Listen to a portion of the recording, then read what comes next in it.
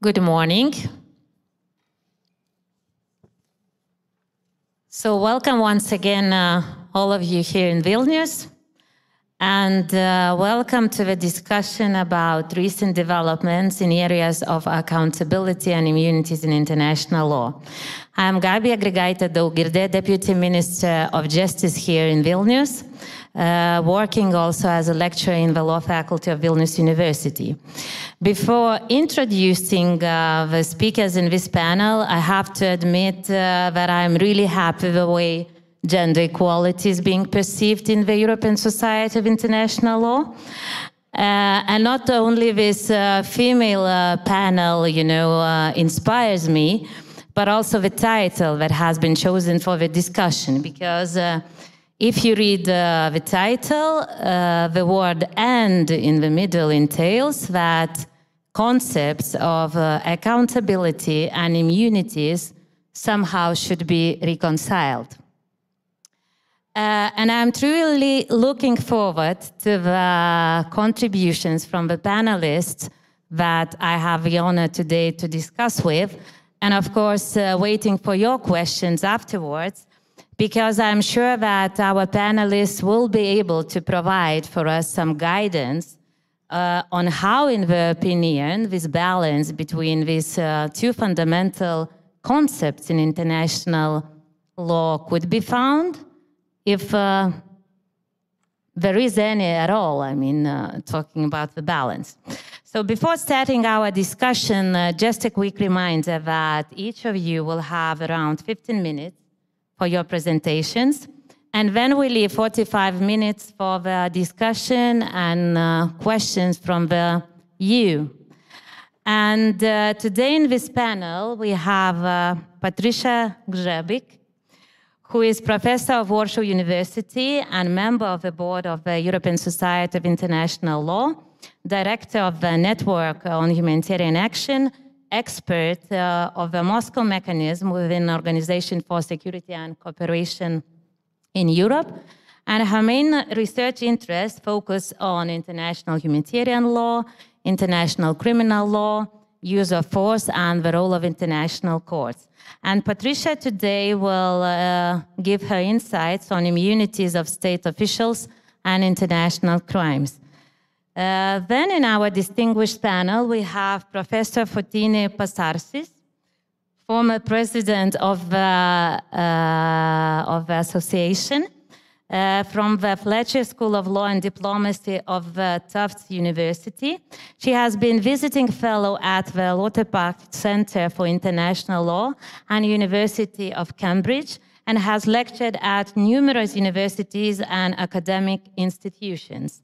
And Professor's main areas of interest are public international law, settlement of disputes, law of sea, human rights, and of course international criminal law.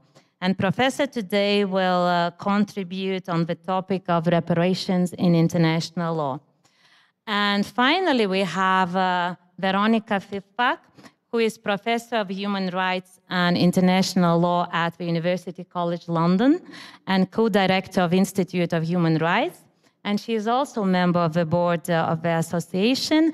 And Veronika's research interests focus on access to justice, reparations for human rights violations, and compliance with international norms. And Veronika today will give insights on the enforcement of compensation awards of the European Court of Human Rights within the Council of Europe. So starting our discussion, I refer to Patricia, because I think immunities is the issue that now is on the top of public international law discourse, and quite for a few reasons, because in the core group, for example, for the establishment of the special tribunal for the crime of aggression committed against Ukraine, this is the issue that lies at the core of the discussion, and definitely states they have different opinions on this topic. And, even if we remember the episode from the beginning of this week, when, you know, Putin was, you know, greeted with the red carpet instead of the arrest warrant, you know, landing in Moldova, yes. Not Mongolia, I'm sorry, I said it and then I excused myself.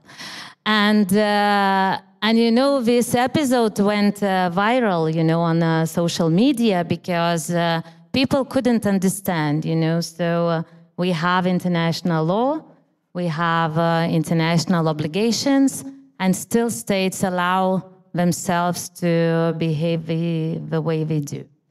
So in the context of this situation, dear Patricia, I invite you to take the floor and with your presentation, help us to understand, you know, the situation from the legal standpoint and explain where such, you know, situation could lead us, you know, thinking about, you know, development of international law. Thank you very much.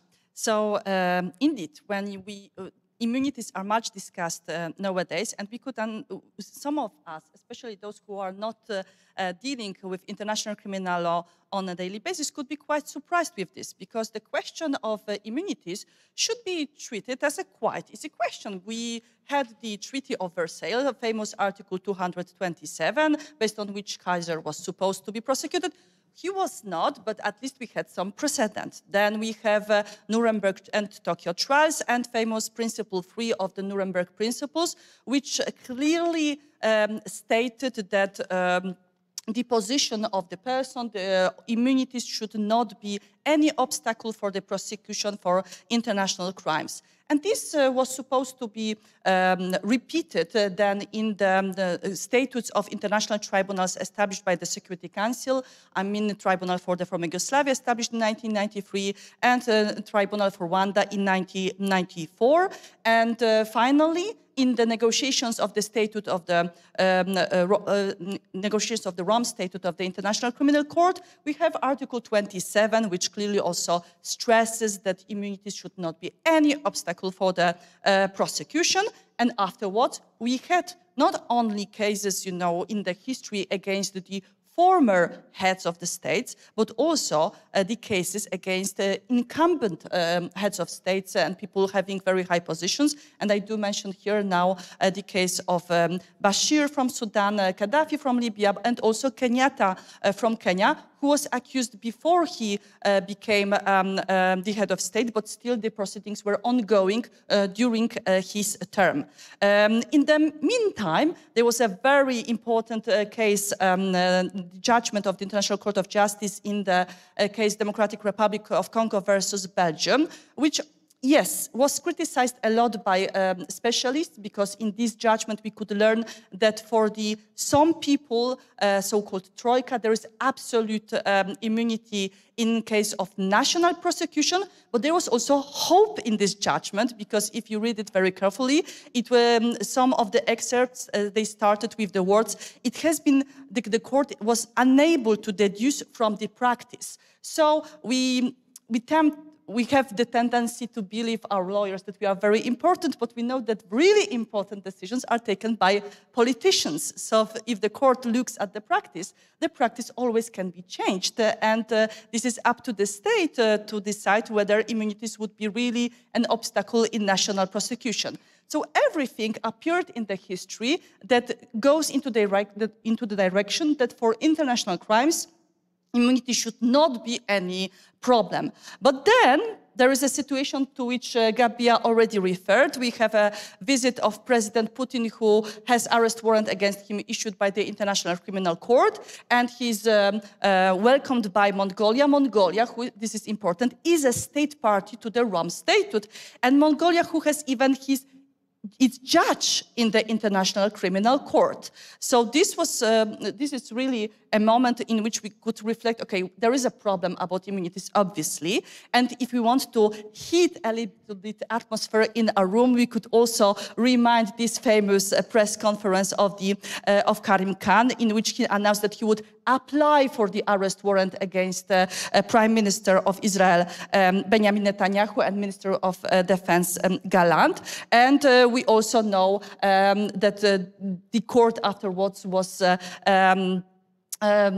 flooded with different briefs, amicus curiae, according to which many different organization states tried to persuade the tribunal that this arrest warrant should not be issued. So you could see how this issue is really now hot in the debate. And when we talk about immunities, we need to be aware about different processes which are to some extent distinct, but we have some interactions.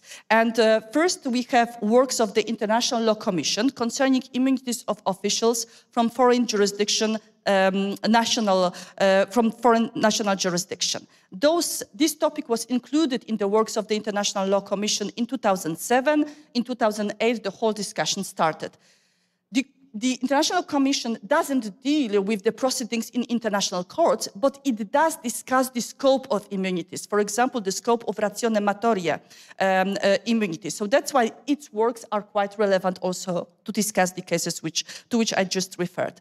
And also, Gabia also mentioned, from 2022, we have intensive negotiations concerning special tribunal for the crime of aggression, during which the question of immunity is really it really divides states. And it's not a secret that apparently G7 states, in general European Union, is considers different possibilities to establish special tribunal for the crime of aggression, but it appears that excludes the possibility to prosecute Troika, which from the point of view of Eastern states cannot be understood, because so for what reason we should have this tribunal? Because we want to establish special international tribunal to be able to prosecute Troika, other people we could prosecute before our own national courts. And then these are those arrest warrants. We have those arrest warrants issued in the situation of Ukraine, a non-state party to the Rome statute, still non-state party, and this application against Prime Minister of Israel, which also is quite a strange situation, because usually you announce that arrest warrant was issued, but you don't announce that you apply for it. So, of course, when we talk about immunities, we need to be aware of basic distinctions, that we need to make distinction between immunities ratione personae and also ratione materia. So even if you are not anymore the head of the state, still you would be immune from the prosecution for your activities in official capacity. And of course, we need to distinguish between immunities in national courts and in international courts, but also we need to make a very important distinction between type of cooperation which is needed when we talk about immunities. So on all those issues, we don't have clarity at the moment. If you would like to ask me what is customary law, the problem is that those statements of states are not consistent. When we talk about ratione personae, International Commission indicates to Troika, but there are many other states, maybe not many, but some states, which indicates that also other officials should be included in the list covered with this immunity. And also, we have the discussion what is included in the ratione materia immunity, especially that in the judgment of the International Court of Justice, there was a statement which suggested that some of the core crimes, like crime of genocide, crime against humanity, war crimes, could be to some extent covered by by official position and be included in immunity of ratione materia. International Law Commission indicated some crimes which shouldn't be included in this immunity, but what is particularly disturbing, especially from the point of view of Eastern states, is that on this list, which is now prepared, there is no crime of aggression.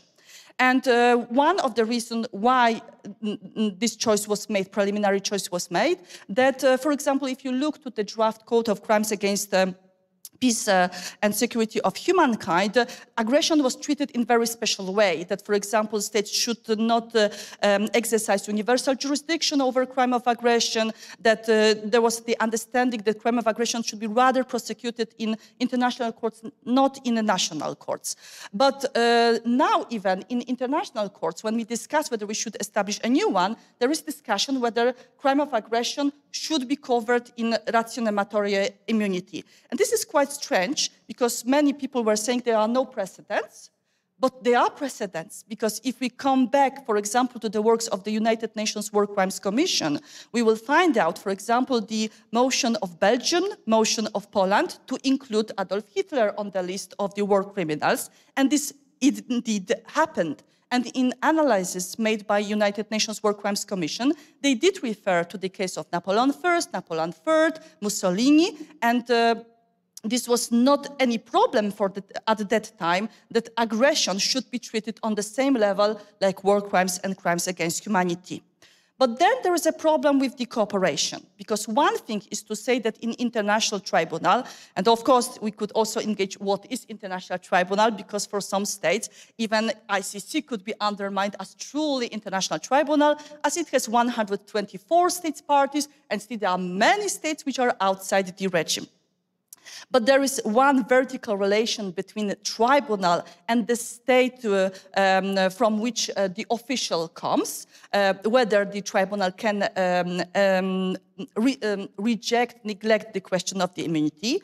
But another thing is the relation between the state which is supposed to arrest the person and the state from which the person comes, of which the person is an official. And we have two provisions of the Rome Statute, which are to some extent maybe not contradictory, but could cause problems for states. Because on other states, state could commit and say that the ICC can prosecute international crimes and officials, but on the other side, states could say, I'm sorry, but based on my other obligations, I cannot arrest the person because, for example, of immunity which is provided to this person based on customary law or based on the treaties. So we have terrible puzzle which we need to solve at this moment. First thing, what we do with the officials of non-state party, a non-state party which didn't ratify, for example, Rome Statute. Although in case of Russia, I think that we need to remember about one thing. Russia signed the Rome Statute. Russia didn't oppose any of the provisions concerning prosecution of high officials and didn't protest against inclusion of the crime of aggression, which is sometimes now forgotten. Then we have a problem, what is an international court? Whether for how many states we need to establish an international court to classify it as really international court. And then we have inconsistency of state practice. This is stressed by many scholars that, sorry, if you support arrest of Vladimir Putin, you cannot complain about issuance of arrest warrant, if it would be issued, the arrest warrant against Benjamin Netanyahu. However, sometimes this inconsistency is misunderstood because, for example, Germany was blamed for this inconsistent approach. But we need to be very careful in our analysis what kind of arguments are used, because it is true that definitely for political reasons, Germany is against the prosecution of Netanyahu in the ICC. But at the same time, the arguments which they are using to shield Prime Minister Netanyahu from the prosecution is the question of complementarity. Other states, they undermine the statehood of Palestine. Not necessarily. They undermine the question of possibility of the ICC to prosecute those who have immunity in national jurisdiction, but not in international courts. And even in case of European Union, which we know that it is divided, in reference to this Mongolia incident, we have the European Union statement in which the European Union clearly stressed that they are concerned about the steps undertaken by Mongolia, and they remind the obligations which lie on Mongolia as a state party to the Rome Statute. And also we have another problem, another puzzle in this story, this natural inclination of every and each state to apply double standards. And we could observe, and now I'm looking at Caleb, who asked a question about this. For example, Ukrainian statement that they would like to issue Article 124 declaration, but not full use of Article 124, because they would like to exclude a possibility to prosecute war crimes committed by its own nationals, but not by foreigners who would commit crimes on the territory of Ukraine, which is clearly a signal. We want you to prosecute Russians, but not Ukrainians. Yeah? And of course, this raises concerns, and even some scholars expressed their concerns how this would impact ongoing proceedings against Vladimir Putin. So we don't have a clear answer in customary law, having in mind current inconsistent practice of states concerning their statements made for the purpose of international commission. We are just before the debate in the 6th committee concerning articles prepared by the International Commission, but well, the debate concerning Article 7 and ratione materia, crimes which are not covered by its immunity, is postponed till the next year. So where we can find answer, and I think that the answer to this puzzle could be found in general obligations of the state. In case of the violations, of the serious violations of jus cogens norms, like war crimes, crimes against humanity, genocide, but also crime of aggression, states are obliged to bring to an end this violation and to not assist. So if you know that the person is a high official responsible for the decision to commit international crimes, it seems that it is your obligation to arrest, because this is your possibility to bring to an end the crimes which are committed. Of course, you could add that I should bold also through lawful means, and this also raises the question of immunity. However, as I told you that the practice is not consistent, maybe we should also make the distinction between lawful and lawful, and maybe legitimate but not clearly unlawful. So this is something which needs to be considered. And also we need to take into account other obligations, for example, derived from the Geneva Convention of 1949, which also obliges states to prevent and to impact other states to comply with international law. So this is the puzzle which needs to be dealt by the International Criminal Court, including Julia Motok, who is the chair of the panel which needs to deal with the problem of arrest warrant of Benjamin Netanyahu, and I would leave the problem now to her.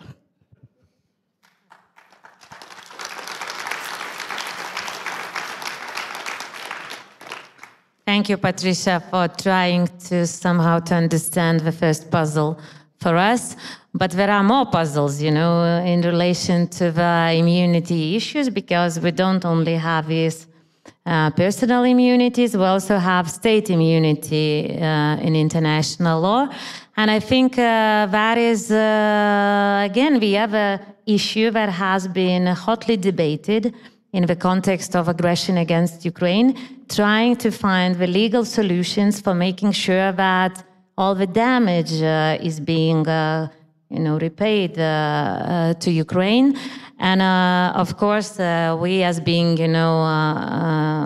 experts in international law, we all understand that there is this clear obligation, for reparations in international law. And now I invite you, Professor, to help us to understand the second puzzle, whether this, concept of state sovereignty and state immunity is still a very static concept, very tied firmly to its, historical origins, or at least we can have some, hope that it is turning to be understood or interpreted in a different way, making sure that aggressor is really made to pay. Thank you very much, Chair, for this introduction. And I don't think I can answer all the questions you've raised, so we'll probably leave some for discussion. Good morning to everyone. So this is a panel on immunities, on accountability, and of course, in view of current events, I will take as an example Ukraine. I mean, that's what we're discussing here. And to start out, I want to say that the issue, initially, the discourse, especially the political discourse,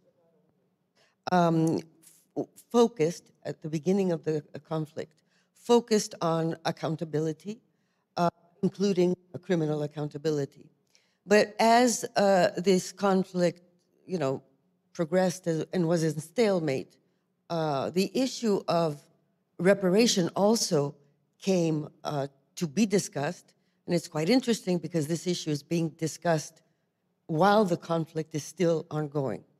So what I want to do is just look a little at the normative background of this, since most of us are lawyers here, but then also discuss this procedure which has been devised through the UN and especially the Council of Europe, the Register of Damages, as a first step in what that might in the future. So efforts for both for accountability and for reparations turned not only to within domestic system of Ukraine, but also external forms, both of adjudication and forms of intervention by international organizations. We see that the International Court of Justice has been seized with issues that regard to Ukraine, the International Criminal Court, the European Court of Human Rights, and we have an increasing involvement now of the Council of Europe. The UN has sort of given this to the Council of Europe, which is taking the lead at this moment in what is happening in this context. But to just come back to the normative background, of course, as you suggested, the normative background is the obligation to repair, or the principle of reparation, as it has been codified and shaped by the articles of the International Law Commission on State Responsibility. So this was the big evolution of the 20th century. In paper for a long time when it concerns reparation, because apart from human rights courts, the International Court of Justice, to take this example, hadn't really dealt with issues of reparation as a stage of proceedings, mainly because states did not really request it, okay, till recently. And one case which is very exemplary of what we're discussing here was the Congo-Uganda case, which was the first case which was really the issue of reparations to victims of armed conflict was discussed in detail from the International Court of Justice. So this is the main frame, but there's also a parallel frame, normative framework, which happens to the right of individuals to reparation. And this was happening almost in parallel with the discussions of the International Law Commission, which left this question outside of its ambit, but also through discussions of the UN, especially with the adoption in 2005 of the Declaration on the reparation for reparation of individuals for violations of international humanitarian law and international human rights law. So there was, this double normative push, and of course, international human rights courts or other bodies were the ones that were most interested or most focused on on repairing on individuals, and through that enhancing this this right, which has emerged, I think, at this point, of individuals to have reparation for harm that is caused by them by unlawful acts of state. So this is the background, and it's very interesting to see that especially this the topics left outside of the core of state responsibility within of the International Law Commission developed so much through the jurisprudence and through soft law instruments and then, of course, I said, I won't go into detail, but we've had cases, not in the Court of Justice, but also in other courts and tribunals, which are trying to flesh out specific issues of what reparation would entail, of what the content would be, what the forms of reparation are. We basically talk about compensation, and that's what victims want, but there are also other forms of reparation when it comes to human rights violations. So that is something to be taken into account. So you see this whole body, which is now being fleshed out through jurisprudence of international courts and tribunals. However, and I'll come now to the specific procedures. Because, I mean, this will still be worked out. I mean, we're talking about, and I won't go into details. I mean, how much damage was caused, how this can be assessed, for example, in the Ukrainian context. There are figures out there. I just would leave people to just look at them. But, and what this would entail and what reparation would look like. For the moment, it seems efforts are focused mostly to see how victims will be compensated and through what procedures, and let me come to that. So what happened in the context of Ukraine, and I think it happened because, well, there was a willingness to sort of see this issue of reparations going through. It started through the UN with a resolution of the United Nations, I think in 2023, I stand to be corrected, about reparation for violations of international law caused in the Ukraine. But this whole movement moved quite rapidly to the Council of Europe. And it's going to be very interesting to see, and I think that will tie in with what Veronica Fikfak is going to enlighten us about what these relationships between various institutions working within the Council of Europe will lead to actually. Okay, so it went over to the Council of Europe, and what was decided by the Council of Europe was to create a procedure, a process, which has many elements that resemble previous processes, like commissions of conciliation of Eritrea, Ethiopia, for example, and other Iran-US claims tribunal. But again, it's a different option, I would say tailored to both the needs and the gaps created in the Ukraine conflict. So there is, at this point, there is a provision for a register of damage, which has been created and which is operational, from what I know. I mean, the members have been appointed, and I think it's also accepting claims. But this is just a first step, because this is not an adjudicative or even a quasi-adjudicative body. This is just really a recording claims put by individuals or non-state entities of damages that have occurred to them. And it will serve as a record for use in the future. Now, what this future will be is not yet clear. I mean, it's starting to be clear, but there are many problems again, because the next step would be to create a quasi-adjudicative body like a commission of conciliation, claims commission, I'm sorry. Thank you very much. I'm trying to work in 3 languages. So, yeah. So a claims commission, which would then be, quite an adjudicative body like we had in Eritrea, Ethiopia, or other cases.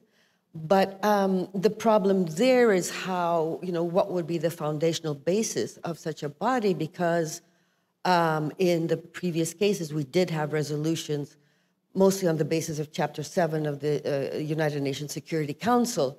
And so, you would need to find a basis. So there's a talk about having a treaty which would create this body, and then what would be the role, say, of non-state, non-parties to this treaty. And, I'll leave all this to your imagination. And then there would be a third step, and that's, I think, where we link with what Veronica will probably be discussing and what, where I'll stop, is that then there's the final point of, actually awarding compensation or other forms of reparation if, if it is decided that other forms, also are more tailored to victims' needs. And this would be, where to find the money to give compensation. And that's where the question, of course, of assets and freezing assets comes in. But it's also interesting because it will tie up with what the European Court might do and how it is trying to execute or enforce judgments or awards of just satisfaction, because at some point there might be, conflicting or parallel claims if these bodies come to existence. I'm not sure that they will. So it will also be, it's also be interesting to see how all this might be enforced. And I think the most specialist is Veronica to tell us about that. So thank you, and I'll stop here. Thank you.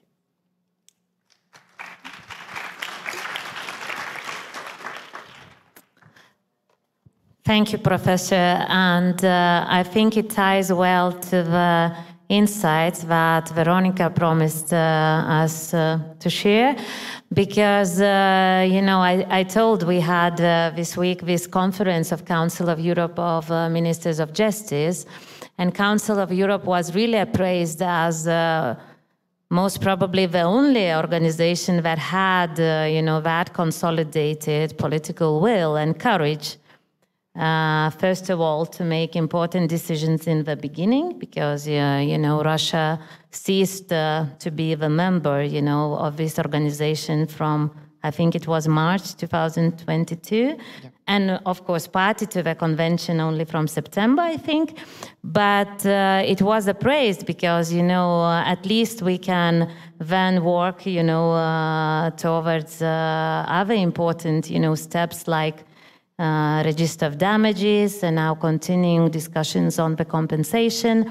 But, of course it ties, why? Because we still have judgments that from the court are still not being enforced, and Committee of Ministers is still repeating, that Russia has this international responsibility for making sure that they're being implemented and justice is being seen for those people, So, dear Veronica, give us some, secret information of what's happening there, and can we have this high hopes, that actually these victims will have, compensation in the end?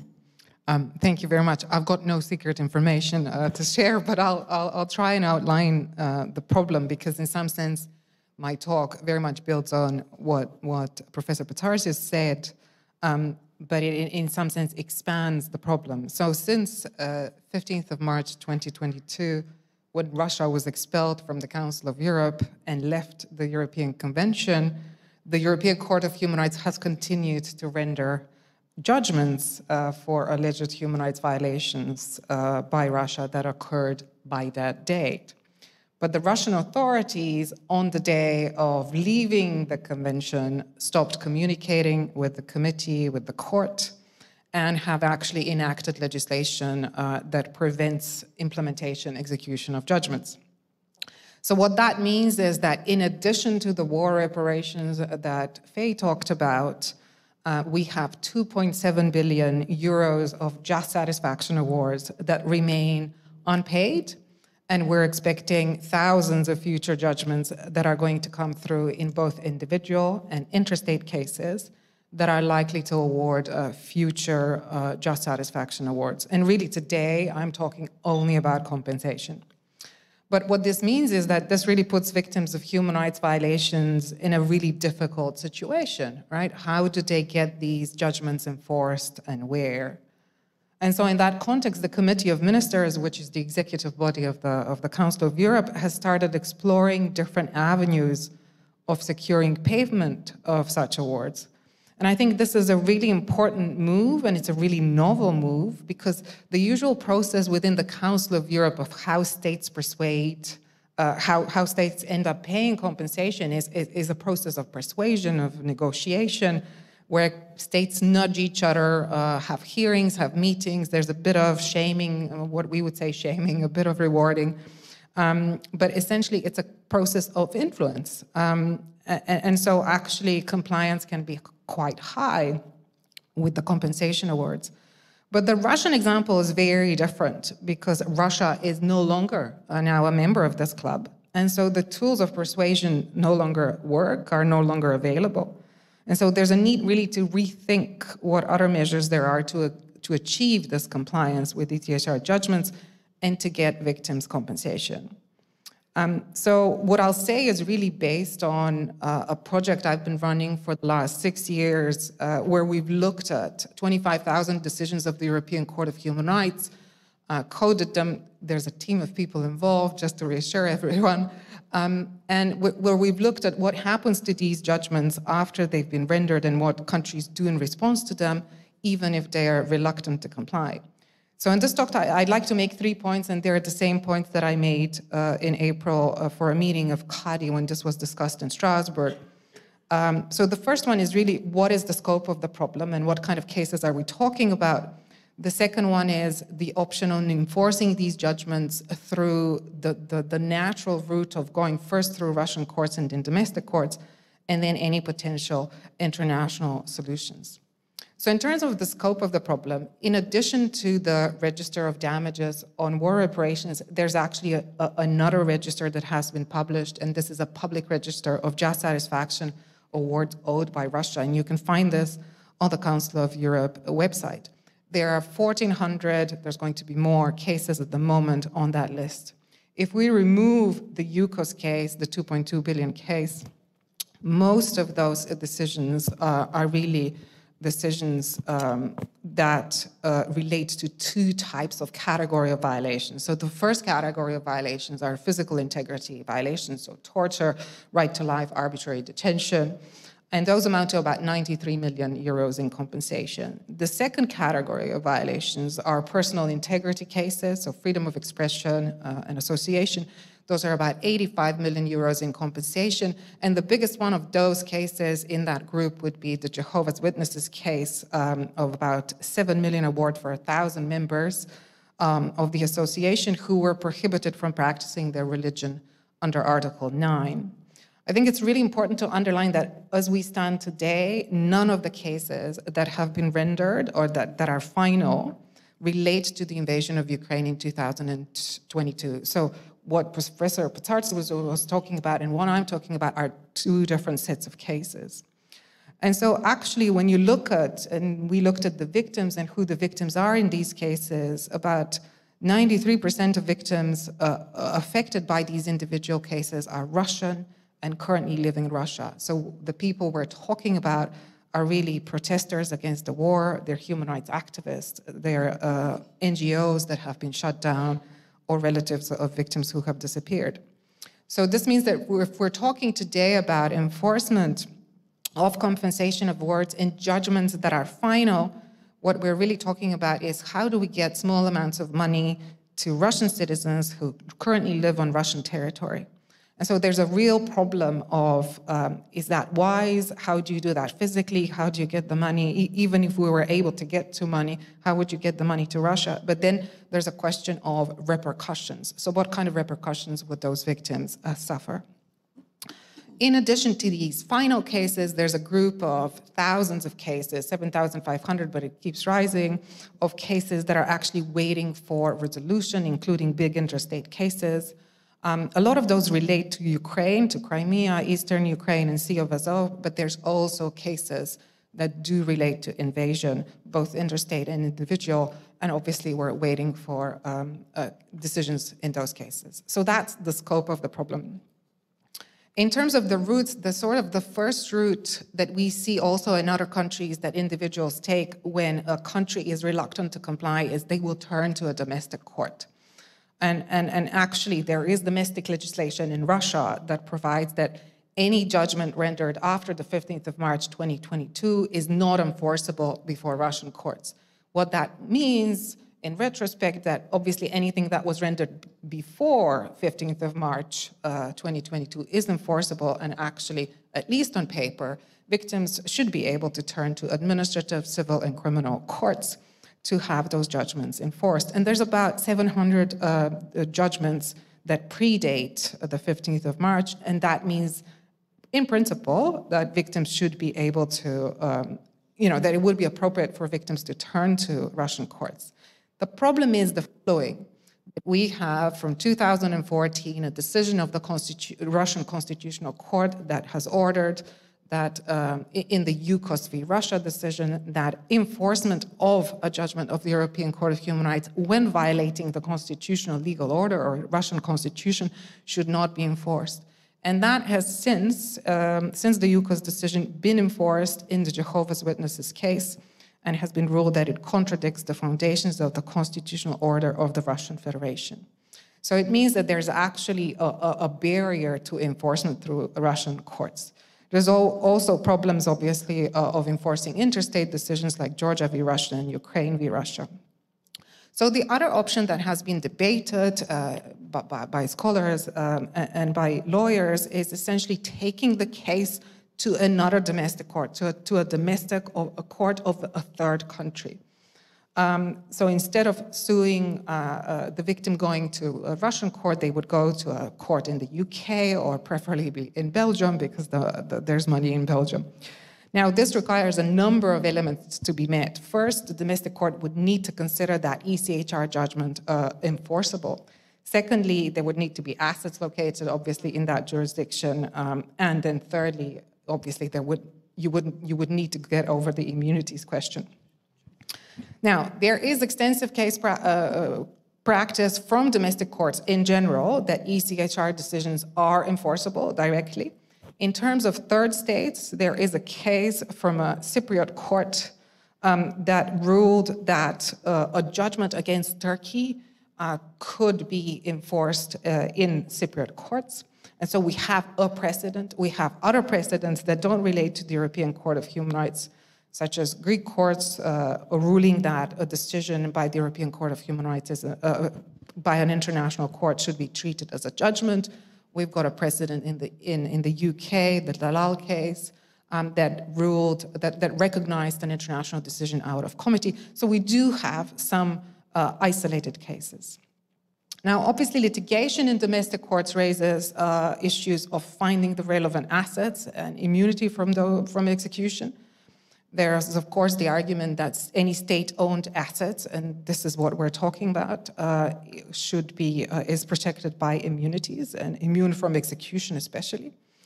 But there's also increasing amounts of scholarship and discussion that immunity should not and is not an insurmountable problem, either by going after private property, by going sovereign wealth funds, or by actually states actively recognizing an exception to immunity specifically for judgments of international courts. And you could make an argument that Russia has accepted under Article 46 to be bound by the judgment and to implement that judgment, and an argument could be made that that is essentially a sort of a waiver. Thus far, though, we haven't had much litigation through domestic courts, essentially because states do pay compensation. They might delay it, but they pay compensation. So we haven't had this practice. But I think the present circumstances are somewhat different, and they've changed the game. And so there's now several claims that are being pursued or explored to go through domestic courts and make these enforcement claims against Russian assets. So my third point then is, what are the international mechanisms? There are a number of proposals really to enforce these decisions at international level. As Faye said, there's a discussion of setting a special mechanism, like a claims commission, a special fund, where money intended for these purposes would be dispersed. I'll leave aside the question of how do we seize assets and whether that can be done, or whether this kind of money really should be part of an agreement on war reparations. So I'll assume that money is in place. And so the question there is really, what is the relationship of this potential mechanism with the mechanism that is being set up for the war reparations for Ukraine, right? So we have the register of damages. The claims mechanism for that is also being debated. But the mechanism that Faye was talking about would only have jurisdiction for claims made from 2022 onwards. The majority of what I'm talking about is before 2022.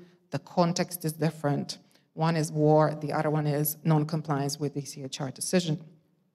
So in some sense, the mechanism that Faye was talking about would really, the majority of just satisfaction awards would fall out of that mechanism. So if we extend the jurisdiction of the mechanism that Faye is talking about, then that would include all human rights claims. But the question is, should we have a sort of a priority system that war reparation claims take priority over human rights claims or not, or are these all equal? So those are the really hard sort of decisions to make. Now, I think the bigger question is this, whatever is being set up, only a Russia mechanism, or in my context, right? When we're trying to persuade a country to comply with ECHR judgments, are these only mechanisms that we're going to use in this specific case of a member state having left the ECHR and the Council of Europe? Or does this set a precedent of how we're going to treat other countries within the Council of Europe that are unwilling to comply? And there are quite some. So those are the questions, a lot still to consider and to decide on. Thank you very much.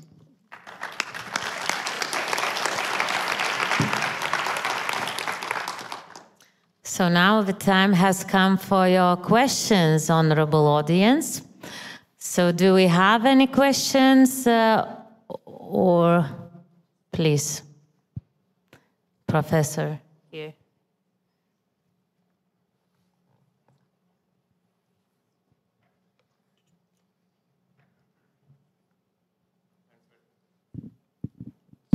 It works. Thanks very much for your respective presentations. Very interesting.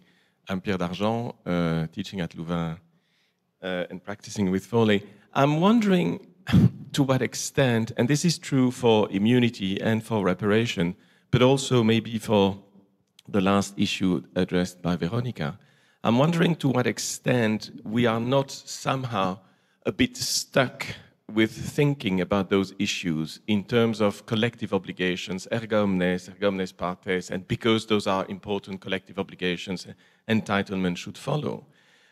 In relation to the situation in Ukraine, I think maybe we need to refocus a little bit on the bilateral aspect, because there is a belligerent relationship between the Russian Federation and Ukraine, and I think that this belligerent relationship entitles Ukraine to do certain things that otherwise it could not. For instance, killing the president of the Russian Federation. Sorry to be blunt, but it might be a legitimate military target, of course. In the past practice of states, belligerent states, have seized and liquidated enemy assets, state assets. So there is this entitlement, this bilateral entitlement. And the question for me is whether we should not be a little bit more creative, legally speaking. And my crazy lawyer's idea would be that Ukraine cedes to other states either its entitlement to prosecute and ask other states on its own behalf to prosecute, because I think unquestionably Ukraine is entitled to put to trial the president and other officials of the Russian Federation because it is specially affected by the aggression and because those people are legitimate military targets. And in other words, if they can kill them, they can probably also put them in jail and prosecute them. Other states do not have that entitlement. But the question is, can this entitlement be ceded to other states? Can the entitlement to reparations be ceded? And does international law prohibit such cession of entitlement or of claim? Does it require the debtor, does it require the Russian Federation to consent? And maybe there's an issue of general principles of law to be looked at about seizing entitlement. And we can also think about, judgments. Every day in private practice, banks are buying claims, including judgments. And the transfer of ownership of a claim is a regular legal feature. So why don't we, start with the bilateral relationship that exists between Ukraine and Russia and imagine how that bilateral relationship can be collectivized through a legal mechanism of, I use the term cession or transfer, which is probably imperfect, but maybe this is an avenue to think about creatively for us lawyers, because I'm not sure that, going back to the nature of the obligations and blah, blah, blah, the erga omnes, is a sufficiently persuasive mechanism. And it has the advantage then of,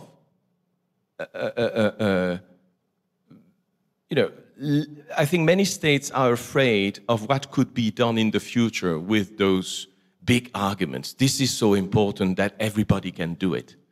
Well, let's focus on a very narrow legal approach and have this kind of entitlement identified and eventually transferred. So that would be my crazy lawyer's idea. So yeah, we will take this difficult question of a professor, but I think Ukraine tried to do it in the beginning, because I will just say a couple of introductory sentences maybe, and then I leave legal, frameworks for you ladies. But and we even started quite a few bilateral negotiations on that, going into treaties with certain states that have, assets.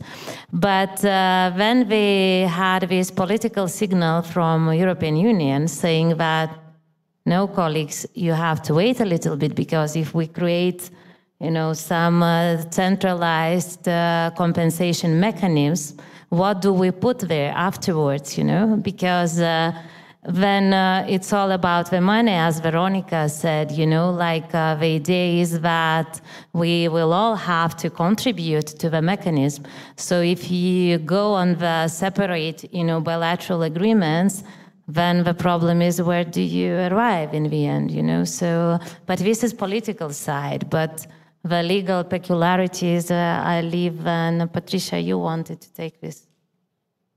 Because I think that Professor Agent refers to this concept which was explored from 2022, when it was stressed that we have a state, we have a state of armed conflict, we have belligerent rights and obligations, and having in mind that, for example, the head of the state of Russia is also commander-in-chief, he could be treated as a combatant.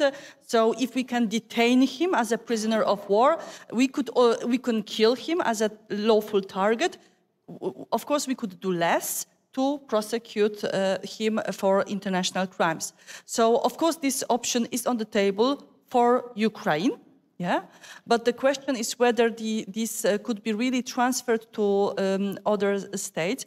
Also, having in mind the reservations which made USSR at the time, but they were not waived by Russia, concerning Geneva Conventions and additional protocols, in which they did stress, for example, that they will not provide prisoner of war status to those who are accused of war crimes. So, and this is, for example, reservations which is present in many eastern states, including Poland, I believe, also including Ukraine. So this is, of course, the option which could be used. And I think what was not explored enough from the beginning, and I'm not sure whether perhaps we lost this moment, yeah, but we didn't explore too much regional norms. The fact that those Eastern European states, they have some similar approach, that there were treaties between them, for example, defining aggression, and the practice of those states concerning prosecution of aggression to open this box. But of course, we have also war crimes and other crimes which needs to be investigated. And then your question would be whether this eventual right of Ukraine could be transferred to other states.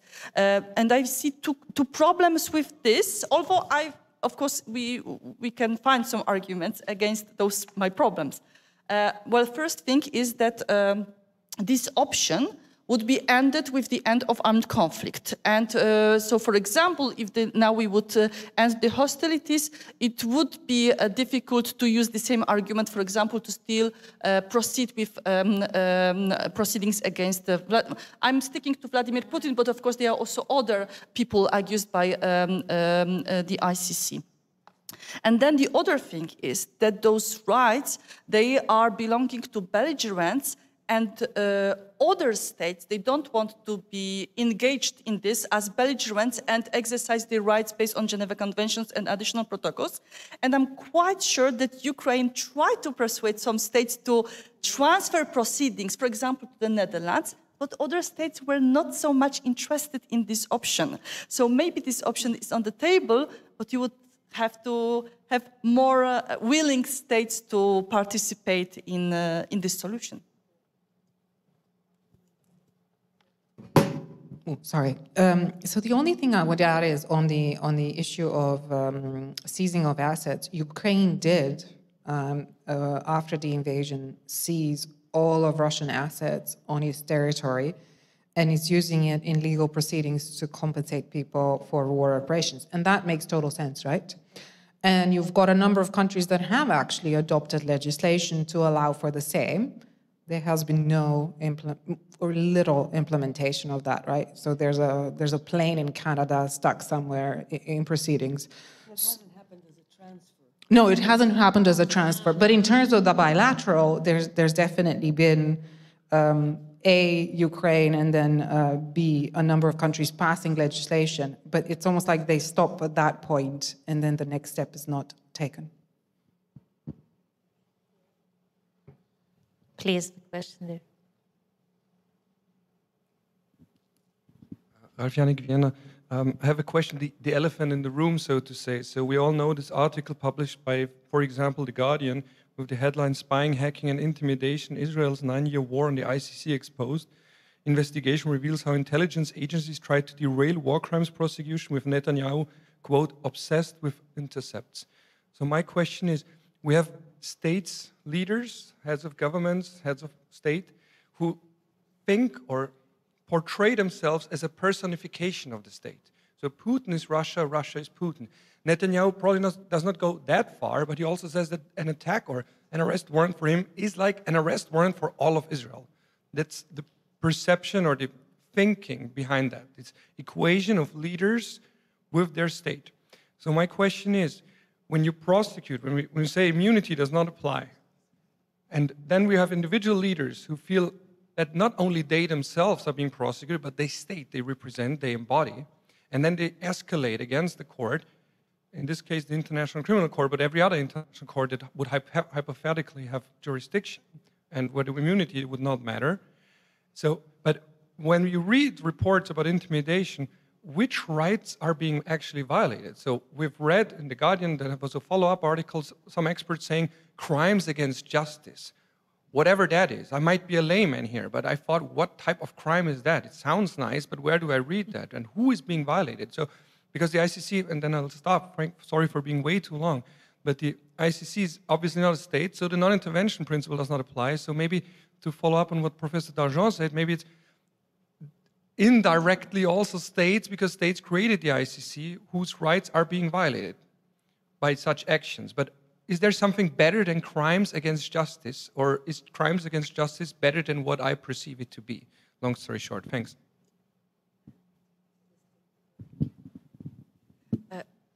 I think we need to stress that, of course, there are many comparisons between situation of arrest warrants against Putin and application for arrest warrants against Netanyahu. But situation is a little bit different between those two situations, having in mind that still arrest warrant is not issued against Netanyahu, and we need to have in mind. And I feel that to your statement, which you've made, and of course I understand that you can have this opinion and understand in that way, that I would add additional dimension, additional problem to those two cases. At the beginning of my presentation, I referred that we have some precedents, and I referred, for example, to the case of Bashir or Gaddafi, which are often now cited also in this context. But in those cases, we had Security Council referral. We don't have this Security Council referral in case of Russia and Israel, which causes tremendous problems for states because they need to make different assessments, take into account different also political aspects, in what way they should behave. Of course, Mongolia did what they did. They understood that they have different interests. But unfortunately, we don't have this Security Council argument. And that's why I think we are forced to still be indulged in this erga omnes jus cogens narration, because it helps us to prove that these obligations are much more important than the other ones. And of course, I think you are touching, the problem that we accuse state officials, so we blame the whole nation, for example, yeah? But I think that we have a clear distinction between individual responsibility and responsibility of the state, And we could achieve the situation in which, for example, in ICJ, Israel would lose, and in the ICC, Netanyahu would be found not guilty, or reversed, you know, and this would be no contradiction in this, having in mind that you have completely different principles of responsibility of individual person and completely different responsibility principles concerning state, yeah? So I think that we need to clearly distinguish it, that, for example, arrest warrant which could be issued Netanyahu, it's not an arrest warrant against the whole nation of Israel.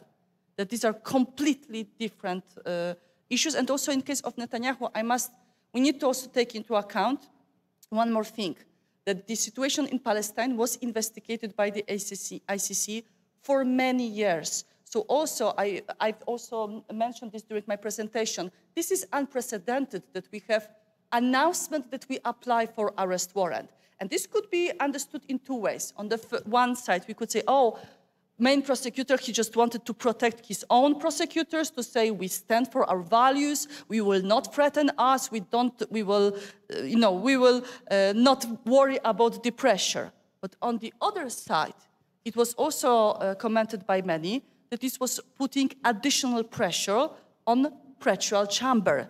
And we see now a very difficult situation when the court is flooded with different documentation, which needs to be analyzed, which needs to be commented, and we would wait for the decision in this case, I think few months, yeah? This prolonged the whole discussion, and this provokes many more problems also in international relations, and provokes problems in case of this dispute concerning maintaining peace, well, restoring peace in the Middle East. But let's add to this another dimension. In July, advisory opinion was issued by the International Court of Justice, in which I would come back to Pierre's question, the issue of Jus Cogens obligations also related to the obligations of third states related with Jus Cogens was also touched and mentioned. Maybe not so much developed, it was much more developed in dissents submitted to this advisory opinion. But this is also something, when we look at the advisory opinion, this would be more about the obligation of the whole Israeli state, including Netanyahu. When I'm talking about ICC, I'm just talking about individual responsibility. I'm not talking about any guilt, blame, responsibility of the whole Israeli nation, because this is completely different discussion. Can I ask a short additional question on these two dimensions, on the prosecutor behaving the way he did? Do you think there is one more dimension here?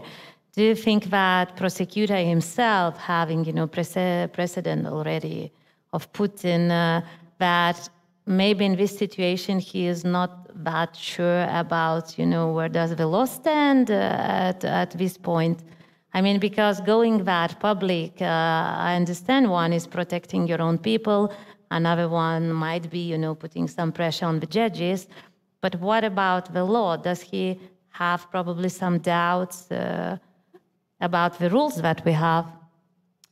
I'm not diplomat, so I don't need to, bite myself. But I must say that, for example, Professor Hofmański, who was previous president of the ICC, admitted that when there was discussion concerning arrest warrant against Vladimir Putin, main prosecutor also wanted to announce it before. He wanted to announce that he would apply for it. And then at the time, a president said, I don't agree on this. We just announce the decision concerning arrest warrant. So that's why I'm saying that this is quite strange situation, but they were attempts to do in the same way in the previous very, I would say, high political cases, yeah?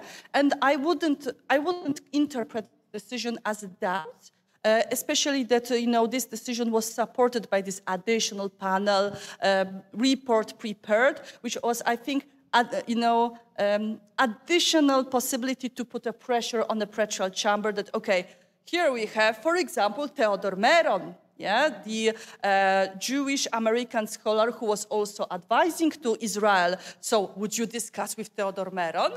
So I think that this is additional argument which he used to say that he has very strong arguments, and this is not a mistake. This is very thought decision. We have another one, Andrew. Thank you very much. Genten Zuberi from the University of Oslo. Thanks a lot to the panel for the excellent presentations. My question is more about the consequences of the inconsistencies in our approaches, actually, when we're pursuing accountability and how we pursue it. So if I'm looking at the ICC, and it was mentioned by the speakers, also by colleagues asking questions previously, we have, if you want, three groups of states and three different approaches to the activity of the ICC, or at least the ICC, the Office of the Prosecutor. The first group, or maybe this one major state, that is publicly sanctioning high or senior ICC officials, right? And now more recently, threatening them with sanctions. So that is one. When these investigations concern themselves, their troops, or allies. Then we have a second group who emphasizes complementarity when it comes to themselves or to their allies, but emphasizes priority of the ICC when it comes to prosecuting opponents, right? The speaker spoke about Germany trying to against the prosecution of Netanyahu for political reasons. And if we follow down that path and political reasons, then obviously there will be political reasons always to prosecute your opponents and not your allies. And the third group of states probably would be those that have gotten some popcorn and they probably wouldn't care one way or another. Maybe there might be more groups, but at least these three.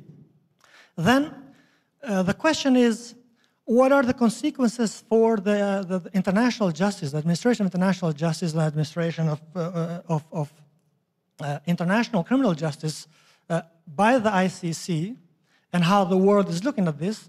We have 124, I think, member states.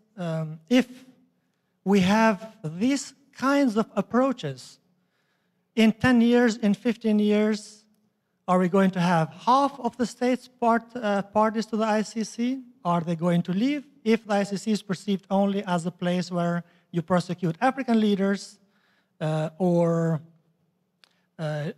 leaders that are seen as being opposed to Western countries, and others actually are left to be prosecuted at home? When, in the case of Israel, it has to be mentioned, there have been numerous reports by UN human rights treaty bodies, special rapporteurs, etc., about several wars in Gaza from 2008 to now, where actually there hasn't been any accountability. And the examples that have been as examples of accountability has been, for example, an Israeli medic executing a person in cold blood, then being sentenced to maybe about 1.5 years for that particular crime and serving less than that sentence, right? And that being exposed as being an excellent example of accountability. So if that's the example of accountability, and European states, Western states, don't want the ICC to move forward, and the pre-trial chamber actually shot themselves in the foot, they didn't need actually to deal with all of these things right now, and to extend this, why is the ICC stalling in some cases and moving forward with a very quick pace in some others? Thank you.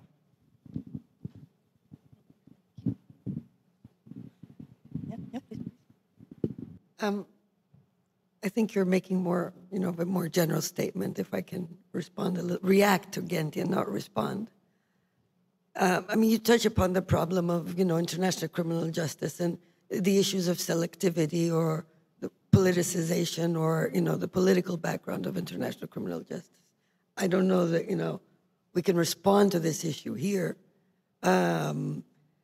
We can see what's happening. I would make one remark maybe that ties in with the previous remarks. The International Criminal Court has sort of two sets of, say, bodies or institutions, a prosecutor and the Office of the Prosecutor and the court itself. And I tend to make, generally I've tended to make when worked on international criminal law, a distinction between these two. And to say that, and sometimes, and I think the previous example was one, the prosecutor might also exercise a political role, and we saw that since the creation of the criminal court, and this is my opinion. And then you have the court, which is, a judicial body, and which decides on the basis of standards of the statute, depending, of course, yes, Gentian, who is party and who is not, and how states approach this institution. So, I mean, we need to work with what we have, in a sense. I mean, that would be my response to you. I understand the concern behind it, and we're seeing this in the various examples we're discussing today. But I would just sort of tend to emphasize this and to react to you, to your comment in this way. So I'll leave it to Patricia. I will just take a few points from your comments. I think this popcorn group is very important group, but because it shows that, when we have this division of the opinion, it is really important for states which care about certain principle to be very loud about it, to be very expressive, because they can then, win this popcorn group, and this is like, for example, when I referred to the comments made in the International Law Commission, okay, there are many states which express their view, but overwhelming majority said nothing. So that's why, those very few would guide in which direction, for example, the understandings of principles will be explained by the International Commission. I understand your concerns, what will be the impact of the current decisions of the ICC. Of course, that we need to analyze those threats.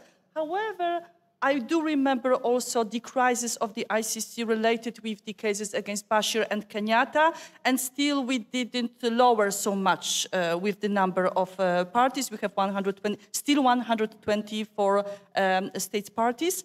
And of course, that many states observe what is going on. You did refer, for example, to Polish practice, which I know that was inconsistent, and I think that it's very important that if you want to have consistent approach to the immunity, you need to say consistently in all those three processes which I've just mentioned.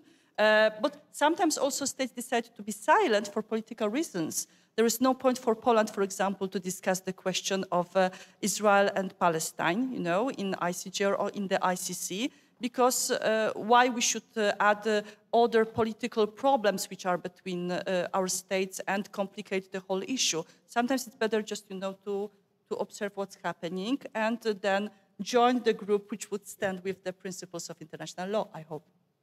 Or with popcorn. Or with popcorn.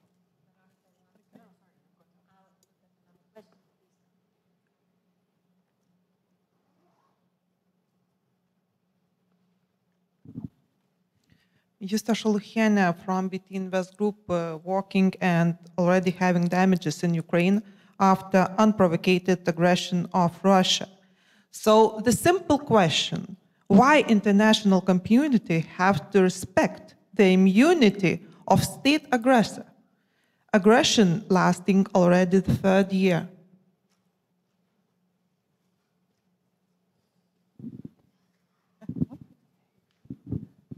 Nobody wants to comment on this because this is also, the political decision of states. As I told you, we have some division of opinions concerning the scope of the immunity, and this is now up to the politicians in which direction they would go, which kind of opinion they would like to support. This is not something which lawyers could really solve. They could say the different problems, but this is not up to us to decide.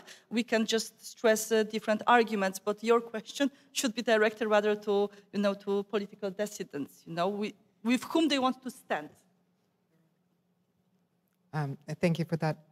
I'd say that actually there's been a lot that's been happening and there's been a lot of mobilization. And I think it's important, especially in the Council of Europe, especially European Union, I think it's important to acknowledge that. And there's a lot of people also in the room who are working towards this.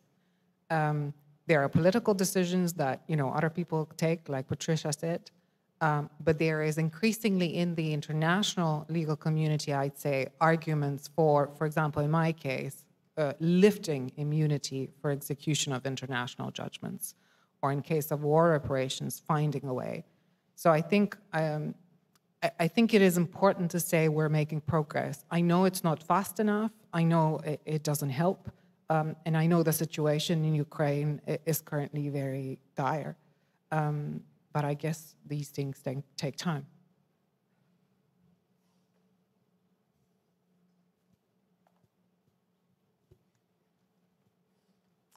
Do we have some more questions? Oh, okay, so I give probably the question for you, Mikola.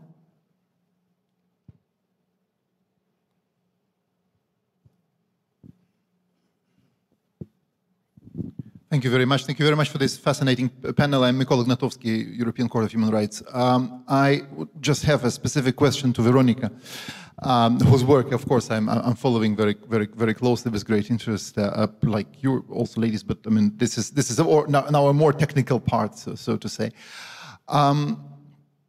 There's two aspects to your presentation, just two things that perhaps I wanted to clarify with you. First, when you said that, well, there is also a question, how do we send the money to the persons who are entitled to just satisfaction following a European Court of Human Rights judgment and who happen to reside in Russia. Just to specify, who will this money come from in your view? Yeah. I know that there has been discussion in the Committee of Ministers, at least that's what I heard somehow, that there might be states or entities willing to set up a sort of a fund to essentially send the money there and to create a possibility for this compensation. Just in your view, would that relieve the Russian Federation from its duty to still execute the judgment under Article 46 of the European Convention on Human Rights? That would be the first question. And then the second question concerning the proposals and the ongoing discussion to enable the states to actually execute the court's judgments, at least as far as Article 41 is concerned, the just satisfaction is concerned,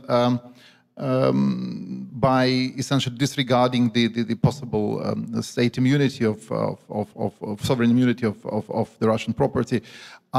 Would you envisage a specific mechanism for that? What are the elements required to achieve this? As long as there is political will, because I think it emanates very clearly from the previous discussion that all this talk about immunities is extremely important, but there's so many potential points where things can be advanced as long as there is political will. So for that, what would be the concrete legal steps, so to say, to make it lawful? Thank you.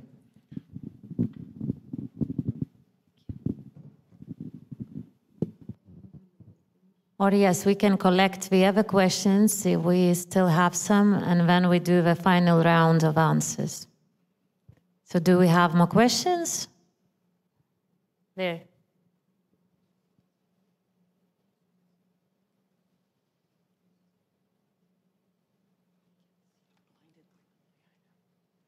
Hello, so I'm Ricardo Pereira, I'm at Cardiff University. I have a question about environmental war crime reparations, if the speakers would like to add something in relation to that. I know a lot of NGOs are doing work in relation to this, and there are studies as well, but I'm interested to know if you also have some thoughts on that. And the other comment as well is, given what you mentioned about the ECHR decisions not being implemented and all the challenges that you mentioned, was it really a good idea that Russia was expelled from the Council of Europe, whether or not, as a mechanism for dispute resolution, for human rights accountability, would it have been better to keep it? And then you can give a lot of other examples of other organizations like the Council, the Arctic Council, and so on, where Russia remains, the General Assembly of the United Nations as well, and there's a way in which the parties can talk to each other. So is it your view, perhaps, that maybe it was a bit too symbolic a move to remove it from the Council?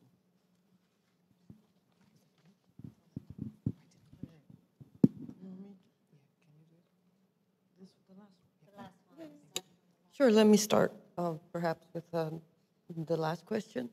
So there is, regarding environmental damage, at this point there is growing jurisprudence from which, we can derive quite a number of elements. The issue was broached of damages to the environment in the Congo-Uganda case, among others, but also in cases involving environmental issues and not, outside of conflict, like Costa Rica, Nicaragua. So there is a growing element in that. At this point, if I remember correctly, the Register of Damages does not have anything, any provisions specifically regarding environmental issues or arising out of the consequences of the conflict, okay?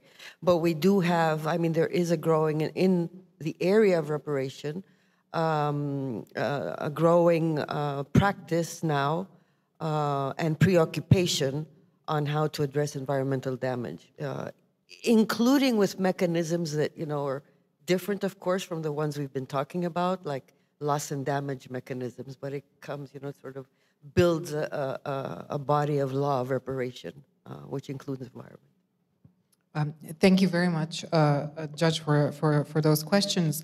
So I think the key question is, where do we get the money from and who pays it? I think the assumption thus far has been that at a certain point, Russian money will become available.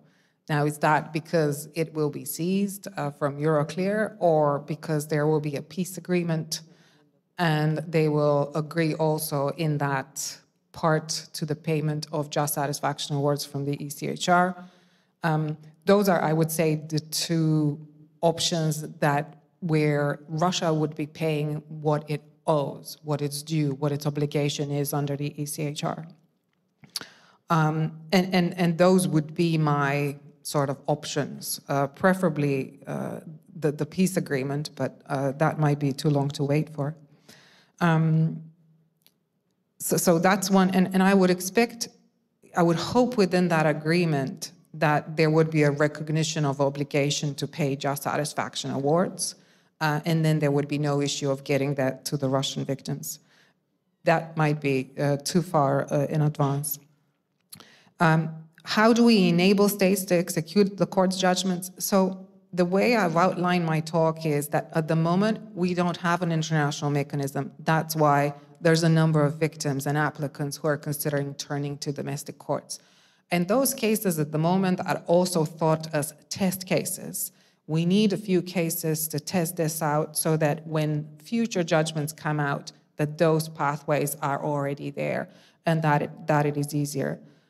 I think domestic judges are aware of this, and I think they're becoming more wary of allowing these issues through. So there have been, in certain jurisdictions where this was allowed a few years ago, there have been steps back. And so there is concern about using domestic courts as a fora for enforcement. It also sets a really important precedent. So we are talking, about Russia, but actually, if you've got a set of these judgments, then you can take any ECHR judgment around the Council of Europe and have it enforced. From a human rights lawyer's perspective, this would be great because we would have an execution mechanism, right? And at least as far as compensation is concerned, we'd have no issue. So it would be a really important step in terms of international law or human rights law in general. But we need to have those test cases to see if there are domestic courts willing to do it. There's currently an arbitration award, the UCOS award, that is being enforced. So they've gotten to the last point that is enforced against Kensington property in London. So that's gone far, but the ECHR awards are next in line. So let's see how the law develops. And I think domestic courts, at least from reading the judgments, some jurisdictions, courts do behave as though they are partners of the European Court of Human Rights, and that they feel like they have an obligation to recognize these judgments. So the issue is really going to turn on immunities. Thank you. Thank you. So with that, we are perfect at the time management. But just, I think, to make the last comment from my side as being moderator of this fascinating and truly very insightful panel. I would try to just to say a couple of sentences on the question about why do we respect, immunity and sovereignty of the aggressor. And the argument that always, quite often come, not always, but very often come in the discussions in the, different political couloirs is that, Germany was actually defeated when a lot of developments occurred.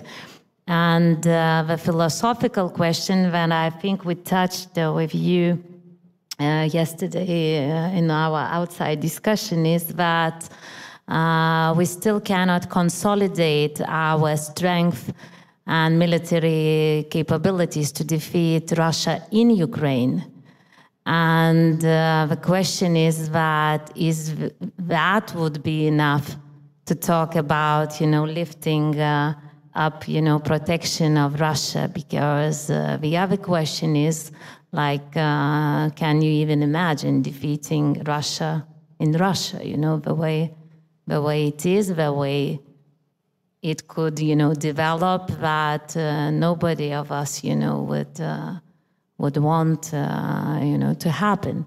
And when all these discussions start, it is, I always say that, so let's better do that. At least we defeat, Russia in Ukraine, and we do our best and make sure that it happens, and it happens fast, So thank you again. Thank you for coming here, and enjoy the rest of the discussions. And give a round of applause for these wonderful and charming ladies for being with us today.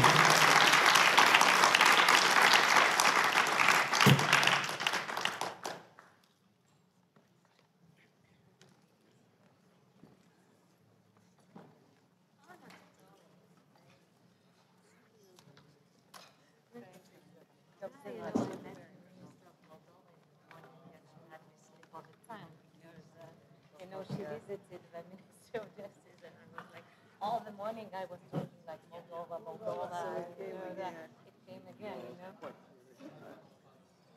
It was great. Thank you. Thank you. It was a pleasure. I will keep my card, in case.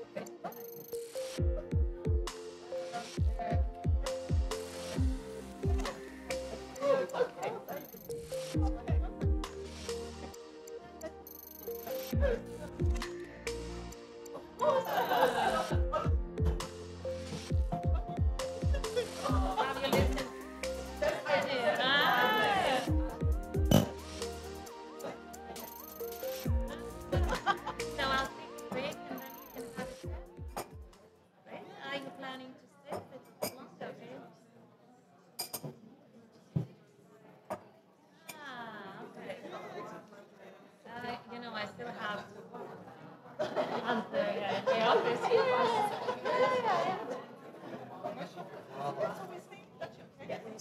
Huh?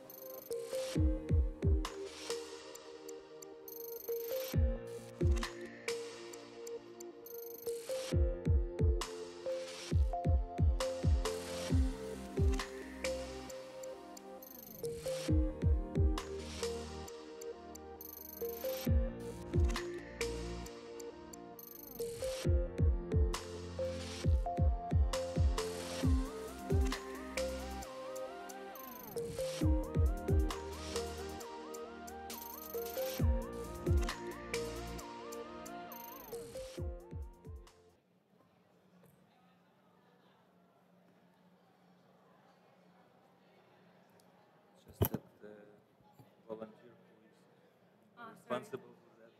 I may be a little bit early. So it's, yeah, 13:30. Yeah. So she can.